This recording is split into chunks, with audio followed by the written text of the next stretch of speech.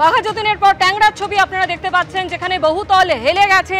ট্যাংরার 58 নম্বর Christopher রোডে হেলে পড়ল বহুতল এবং ইতিমধ্যে স্থানীয় বাসিন্দারা তারা কিন্তু রীতিমতো আতঙ্কের মধ্যে রয়েছেন এবং তারা যে অভিযোগ করছেন যেভাবে বহুতলটি হেলে পড়েছে তাতে আশেপাশের বাড়িও ক্ষতিগ্রস্ত হতে পারে এবং সে বিষয়ে স্থানীয় প্রশাসনের কাছে নাকি কোনো খবরই ছিল না, এমনটাই স্থানীয় প্রশাসনের তরফে যেমন বলা হচ্ছে। অন্যদিকে স্থানীয় কাউন্সিলর তিনিও বলছেন কথা যে ওই বহুতলের ব্যাপারে তিনি নাকি কিছুই জানতেন না। ইতিমধ্যেই ঘটনাস্থলে এসে পৌঁছেছে পুলিশ। সরাসরি আমাদের প্রতিনিধি হিন্দল দে আমাদের সঙ্গে রয়েছেন। হিন্দল, আমরা দেখতে পাচ্ছি যে ঘটনাস্থলে পুলিশ এসে পৌঁছেছে, ঠিক কি ছবি এই মুহূর্তে, কি করা হবে? বহুতলটি যেভাবে হেলে পড়েছে এই মুহূর্তে পরবর্তী পদক্ষেপ হিসেবে কি করা হতে পারে? দেখো, পুরসভার থেকে কী ব্যবস্থা নেওয়া হবে সেটা পরবর্তী ক্ষেত্রে পদক্ষেপ নেওয়া হবে, কিন্তু সবচেয়ে বড় বিষয় যেটা এতদিন ধরে একটা বহুতল উঠলো এবং যার অনেকটাই বেআইনি, তেমনটাই কিন্তু বাসিন্দাদের একাংশ বলছেন। তারপরে সেটা কীভাবে পুলিশের নজর এড়িয়ে গেল, কীভাবে পুরসভার নজর এড়িয়ে গেল, সে নিয়েই কিন্তু প্রশ্ন উঠছে।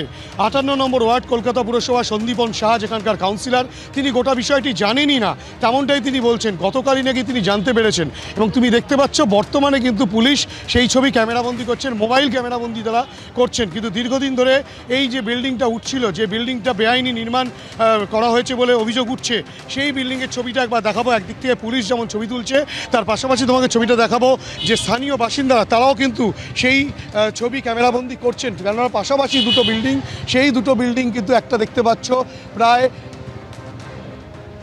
6 তলা বহুতল, সেই 6 তলা বহুতল কিন্তু সম্পূর্ণ পাশের যে ফ্ল্যাট রয়েছে সেই ফ্ল্যাটের ওপরে গিয়ে পড়ছে, সেই পাশের ফ্ল্যাটের দিকে হেলে পড়েছে, সেই ছবি কিন্তু দেখা যাচ্ছে। এবং গোটা বিষয় কিন্তু স্বাভাবিকভাবেই পাশের ফ্ল্যাটের যারা বাসিন্দা তারা রীতিমতো আতঙ্কের মধ্যে রয়েছেন এবং যে পরিস্থিতি রয়েছে সেই পরিস্থিতিতে কিন্তু স্থানীয় বাসিন্দাদের একাংশ বলছেন যে দীর্ঘদিন ধরেই এই বহুতল নির্মাণ হচ্ছিল, কিন্তু কিভাবে সেই বহুতল নির্মাণ হলো, কিভাবে পুরসভার নজর এড়িয়ে গেল। আপনি কি এখানে থাকেন?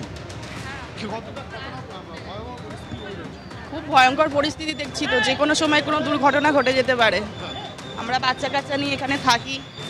এখানে দেখতে পাচ্ছেন কি পরিস্থিতি? দেখতে পাচ্ছি তো, পুরো হেলে গেছে বিল্ডিং এর উপরে।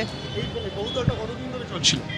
চলছে এটা বছর খানিক, তো মনে হচ্ছে বছর খানিকও হয়নি, নতুনই একদমই। বেআইনি নির্মাণ সেটা বলতে পারছি না, বলতে পারছি না। সেটা কাউন্সিলর কখনো এসেছিলেন?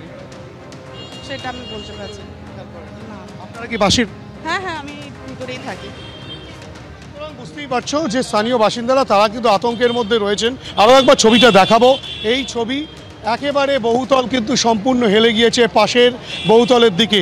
স্বাভাবিকভাবেই বড়সড় একটা প্রশ্ন উঠছে, কিভাবে দীর্ঘদিন ধরে এই বেআইনি নির্মাণ চললো, কিভাবে পুরসভার তার নজর এড়িয়ে গেল, যেটা এলাকার বাসিন্দারা বলছেন যে বেআইনি নির্মাণ, সেই নিয়ে কিন্তু বড়সড় প্রশ্ন উঠছে এবং গোটা বিষয় কিন্তু রীতিমতো আতঙ্কিত এই পাশের ফ্ল্যাটের যারা বাসিন্দা রয়েছেন তারা এবং এখানকার বেশ কিছু বাসিন্দা সেই আতঙ্কের মধ্যে রয়েছেন। কি পরিস্থিতি দেখতে পাচ্ছেন?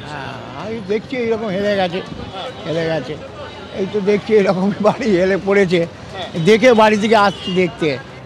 এইটা কি বেআইনিভাবে? সেটা এখন বলতে পারছি না কি করছে। আপনারা না খেয়াল করলেন কখন? যে এই তো দেখছি টিভিতে এখন খবর দেখছিলাম, দেখে এসে। অনেকে সংবাদ মাধ্যমে স্বাভাবিকভাবেই কিন্তু এই বিল্ডিং হেলে পড়াকে কেন্দ্র করে রীতিমতো আতঙ্কের পরিস্থিতি এবং পুলিশও ঘটনাস্থলে এসেছে। পুরসভা কী পদক্ষেপ নেয় সেদিকে কিন্তু তাকিয়ে পাশের ফ্ল্যাটের বাসিন্দারা এবং এখানকার বাসিন্দাদের একাংশ।